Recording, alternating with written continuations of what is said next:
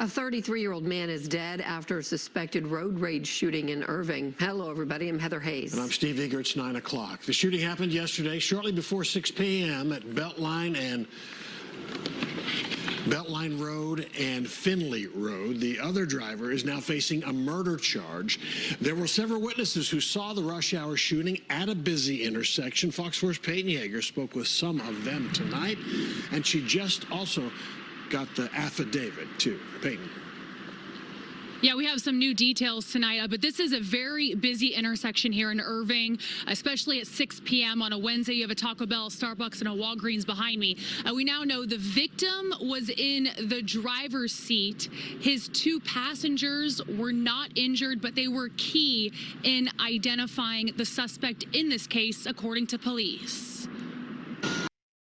Earlier this year, on February 4th, in Irving, Texas, an alleged road rage situation occurred at the intersections of Belt-Line Road and Finley Road.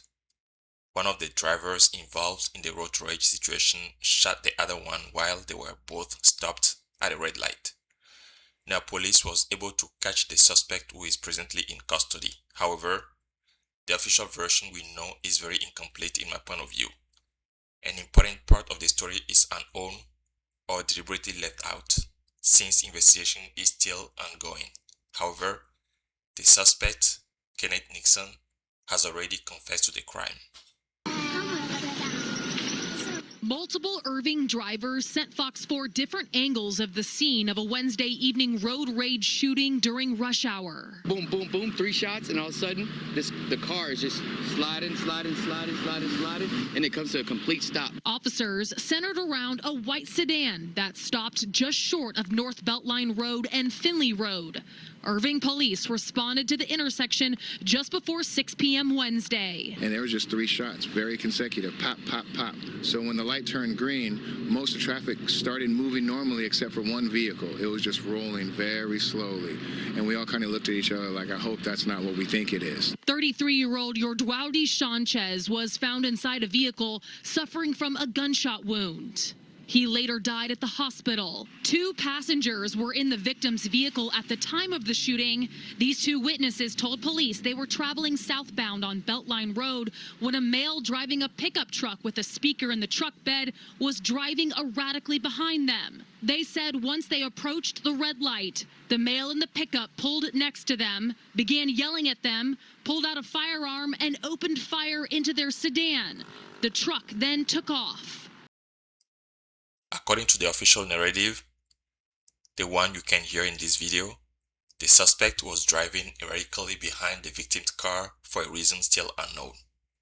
As soon as they both stopped at the red light, the suspect rolled down his window, yelled a few words at the victim, grabbed his gun, and started shooting.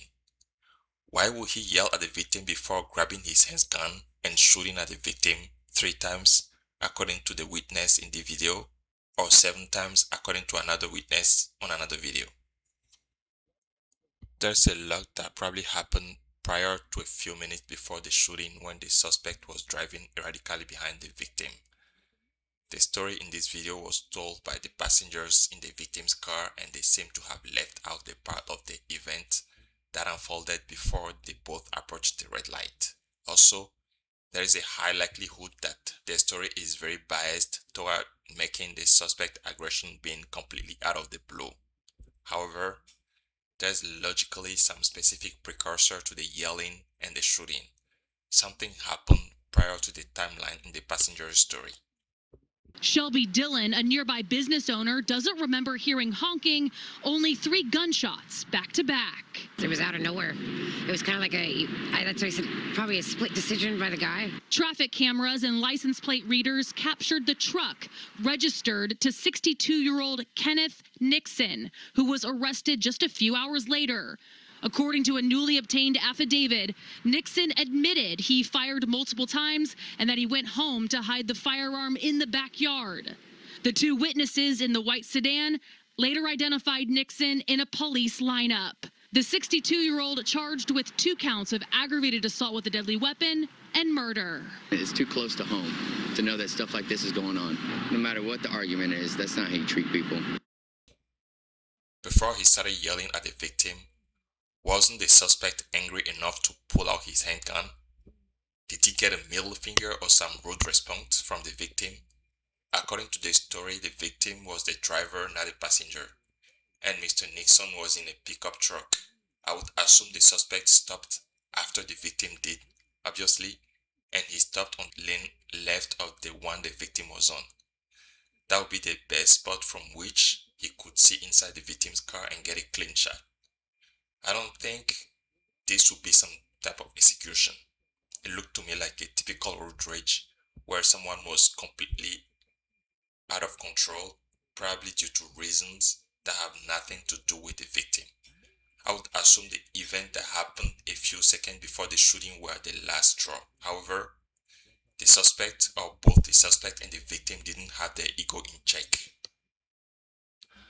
I would say with a good lawyer, the suspect could get a second-degree murder case.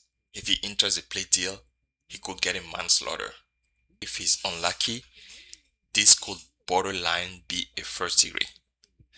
Let's pray for the victim's family and hope they find some solace.